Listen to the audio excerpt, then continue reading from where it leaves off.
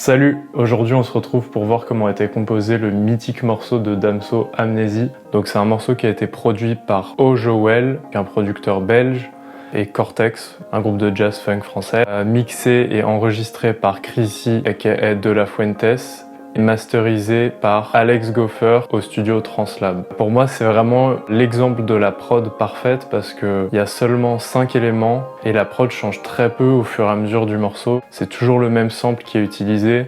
Il y a juste une partie pour le couplet, une partie pour le refrain.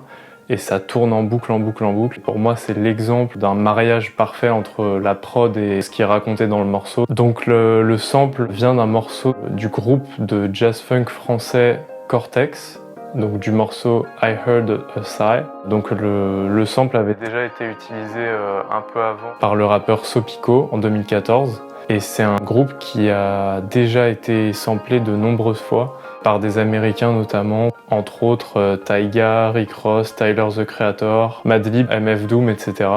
Ce qui est encore plus fou, donc c'est que l'album le plus samplé de ce groupe, donc Troupeau Bleu, qui est aussi leur premier album qui est sorti en 1975, il a été enregistré en seulement 2 jours.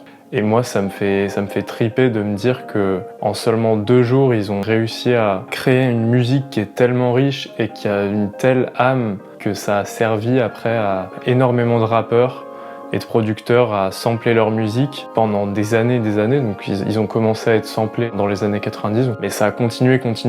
Donc au final, ils se sont fait sampler de 20 ans après la sortie de l'album à 50 ans après. En fait, indirectement, ces mecs-là ont des disques d'or, platine, de diamants à leur actif, quoi. Et c'est un groupe qui a été reformé récemment, donc dans les années 2010, par Alain Mion, un des 2 membres fondateurs du groupe. Donc je vous invite à suivre leur actu, écouter leur musique, allez les voir si vous pouvez. Enfin, je crois qu'ils passent surtout outre-Atlantique, mais allez écouter leur musique, c'est vraiment génial. Là, on a le sample à l'état originel. Donc moi je l'ai déjà découpé pour matcher la prod d'Amnésie, etc. Je vous montre. Je vous remontre pour ceux qui savent pas comment faire. Donc là je vais prendre une nouvelle piste audio. Je vais prendre la partie du sample qui m'intéresse.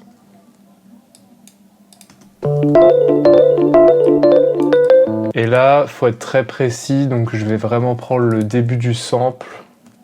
Et je vais faire un cut en faisant commande E. Je l'aligne sur le début de la mesure. Et là, je vais venir jouer avec le pitch. Donc je vais faire -7 demi-ton parce que ça a été pitch down.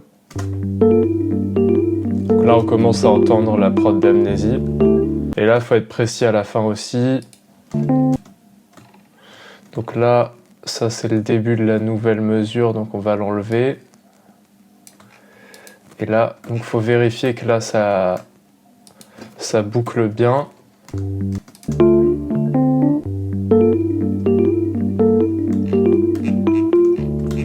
Donc là voilà, vous pouvez mettre un petit fade in, ça fait pas de mal, un petit fade out à la fin.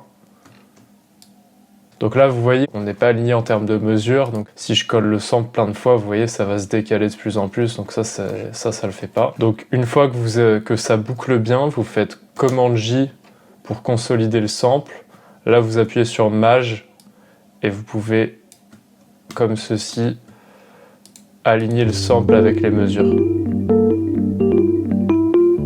C'est bien de le passer en tones.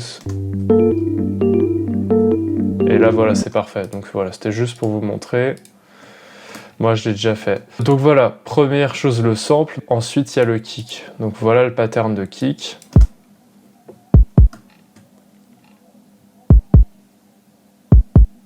Voilà, donc assez simple. Moi j'adore parce que ça rappelle vraiment un battement de cœur.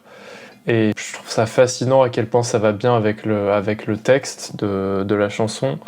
Je sais pas si c'est ça qui a inspiré Damso ou si Damso a demandé à O'Joel d'adapter le kick par rapport au morceau. Au niveau du kick, c'est le Southside Kick. Donc Southside, c'est un producteur américain. Et on peut voir que c'est le kick exactement utilisé parce que ça matche parfaitement la forme d'onde, comme vous pouvez le voir. Je vous le fais écouter encore une fois.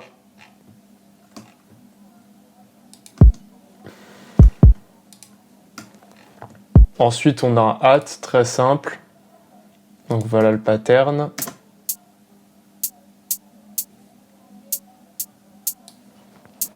Donc j'ai adapté un peu les vélocités pour matcher comment je l'entendais dans la prod. On a un deuxième pattern de hat qui intervient sur les refrains. Donc là, il passe en hat tout droit. Et pareil, il y a un hat qui est un tout petit peu plus fort que les autres. C'est le dernier de la mesure. Donc avec le kick, ça donne ça, ainsi qu'avec le sample. Il manque la snare, le plus important. Donc la snare d'Amnésie, j'ai pas retrouvé exactement le sample qui a été utilisé. Donc j'ai essayé de la recréer moi-même avec des samples que j'avais à disposition. Donc je vais vous montrer comment j'ai fait. Donc j'ai layer plusieurs snares et j'ai essayé d'isoler les fréquences qui m'intéressaient pour reproduire le son du morceau. Donc j'ai layer la Big White Beats Wave 7 Snare 15 avec la Digital Dash Snare, une snare de Lex Luger et une snare qui est un vrai son de snare.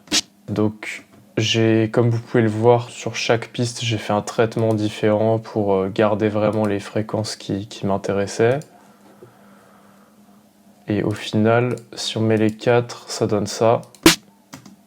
Donc ce que j'ai fait, c'est que j'ai resamplé ces 4 snares dans un seul fichier audio qui est là, pour avoir plus de facilité à le manipuler. Et je l'ai encore layer avec d'autres snares. J'ai layer ça avec la même snare, mais pitché 9 demi-tons au-dessus. Donc ça donne juste ça.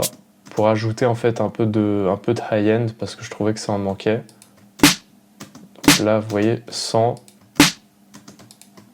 Ça vient ajouter un tout petit peu. Et ce que j'ai fait, c'est j'ai fait varier selon les mesures. Parfois j'ai mis 9 demi-tons, parfois j'ai mis 5, parfois j'ai mis 7, etc. Parce que si vous écoutez le morceau attentivement, vous verrez la snare sonne pas toujours exactement pareil. Je sais pas exactement expliquer pourquoi, je sais pas si c'est à cause du limiteur ou si c'est un effet de mix que je connais pas, mais en tout cas, à chaque temps, elle sonne un peu différent. Donc j'ai essayé de reproduire cet effet-là, et j'ai ajouté cette dernière snare aussi, toujours pour ajouter un peu de high-end. Et si on écoute les trois ensemble, ça donne ça. Et si on écoute l'original... Les anges de l'enfer à l'escorte. Le hashtag... Donc c'est pas parfait, mais bon, on va dire que ça fait le boulot. Donc là, on en est là pour l'instant.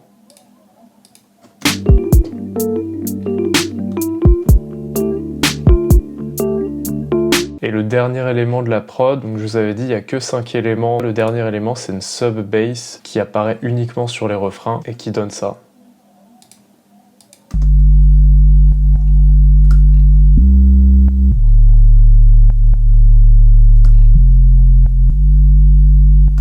J'ai utilisé le preset d'Omnisphere Mini Triangle Sub, qui ressemble vraiment à l'original. J'ai rajouté un petit bass talk que vous commencez à connaître pour ajouter un peu de basse dans les hautes fréquences. Et j'ai agrandi un peu l'image stéréo avec le knob juste ici. Et ensuite juste un petit compresseur sidechain qui se déclenche quand le kick entre.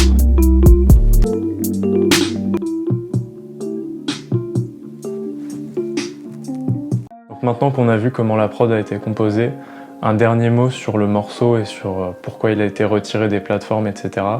Donc a priori, il a été retiré des plateformes parce que le sample n'a pas été clearé.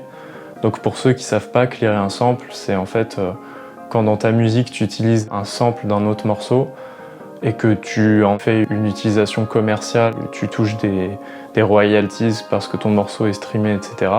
Tu dois demander l'autorisation et contractualiser un deal avec l'ayant droit de ce sample. Donc a priori, ça n'a pas été fait, ce qui explique pourquoi le morceau aurait ensuite été retiré des plateformes. C'est quand même assez dommage.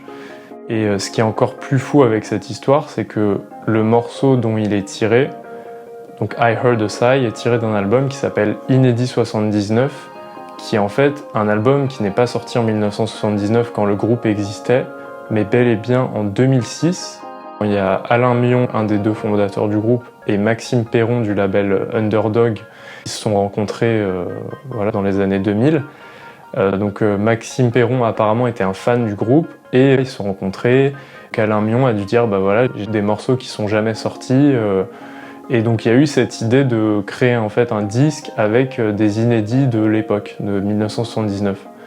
Donc je trouve que ça rajoute vraiment à l'histoire mythique de ce morceau. Pour moi, c'est vraiment représentatif de la sérendipité qui peut être présente dans la création artistique, parce que ça fait vraiment un alignement des planètes assez marrant. Je décourage pas qu'un jour il sera sur les plateformes de streaming. J'espère qu'un jour quelqu'un se dira c'est quand même bête, ce morceau c'est un classique. Et pourtant, pour l'entendre, il faut aller trouver des versions réuploadées sur YouTube. Enfin, c'est une vraie galère pour les fans. N'oubliez pas, l'album de MC Solar, Qui sème le vent récolte le tempo, il a été quelque chose comme de 2000 à 2021. Il n'était pas sur les plateformes de streaming, pas disponible à l'achat, etc. À cause d'un litige entre MC Solar et donc, son ancien label Polydor. Donc voilà, pour les fans, ce serait bien qu'il y ait un accord qui soit trouvé. Voilà, je terminerai sur cette note.